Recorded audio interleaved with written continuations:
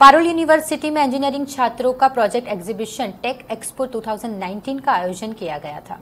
हर साल पारुल यूनिवर्सिटी के 16,000 से ज्यादा डिप्लोमा, डिग्री और मास्टर्स के इंजीनियरिंग छात्र 3,000 से ज्यादा प्रोजेक्ट्स बनाते हैं और इन सभी प्रोजेक्ट्स में से 300 जितने बेहतरीन और इनोवेटिव प्रोजेक्ट्स के प्रदर्शित करने का कार्यक्रम रखा जाता है। यह आयोजन छात्रों को प्रोत्साहित करने के लिए एवं छात्रों को एक सही प्लेटफॉर्म देने के लिए किया जाता है। साथ ही इन प्रोजेक्ट से अन्य छात्रों को भी मार्गदर्शन मिलता है। इस प्रदर्शन को देखने के लिए आसपास के शाला के छात्र भी आते हैं और वह भी प्रोत्साहित होते हैं।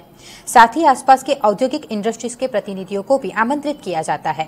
इस एग्जीबिशन में आमंत्रित करने पर इन छात्रों के लिए एक एम्प्लॉयमेंट जनरेशन भी हो सकता है।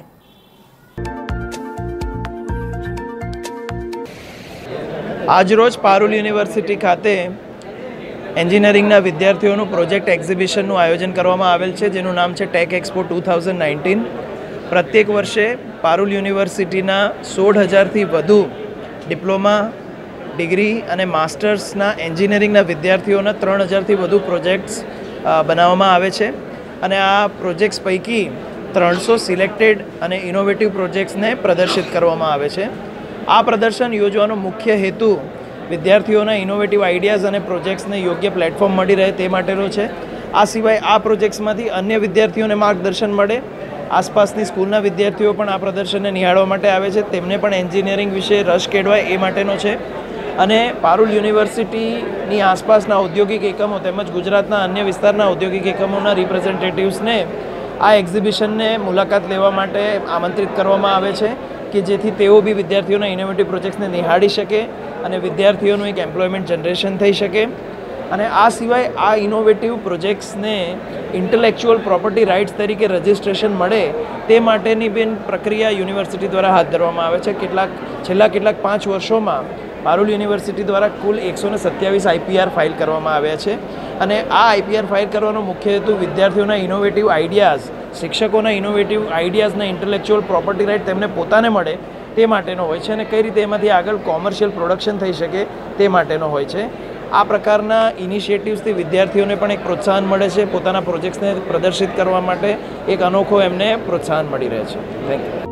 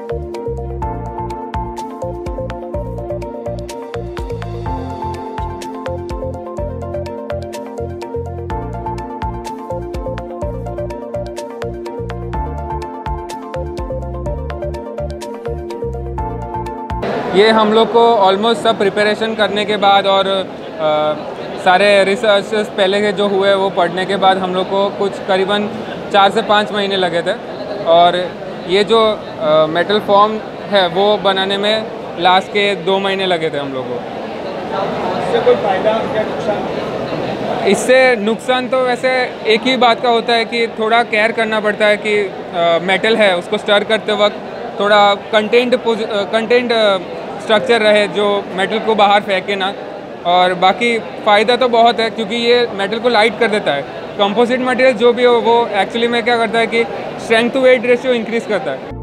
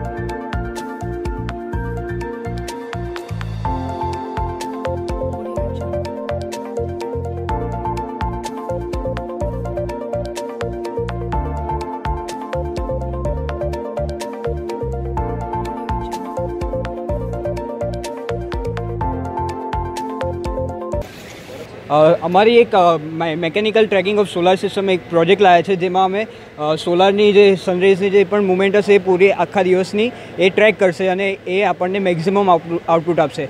આ પ્રોજેક્ટમાં અમે એવું કર્યું છે કે આપણે કેટલા % મેક્ઝિમમ આઉટપુટ લઈ શકીએ છીએ સોલાર પેનલથી. તો આ 35% અમને મેક્ઝિમમ એક્સ્ટ્રા આઉટપુટ આપે છે, જેનાથી આ ટ્રેક કરશે. અને LDR સેન્સર લગાવ્યું છે કે જે આખા પૂરા દિવસની સનરાઈઝની જો એ હશે એ ટ્રેક કરીને અમને આઉટપુટ આપશે, એ સોલાર પેનલને ફરાવશે. અને 2 એક્ચ્યુએટર યુઝ કર્યા છે જે આ પેનલને ફરાવે છે. શું ફાયદો છે આનો? ફાયદો એ છે કે આજકાલ આપણા જેટલા પણ સોલાર પેનલ આવે છે એ ધાબા પર ફિક્સ મળે છે, અને આમાં અમે એવું કર્યું છે કે ટ્રેક કરી શકીએ, એટલે પૂરા દિવસનું આ ટ્રેકિંગ આપશે અને એ જે ફિક્સ કરતાં આપણને વધારે આઉટપુટ આપી શકે છે અને વધારે એનર્જી આપણે એને યુટિલાઇઝ કરી શકીએ.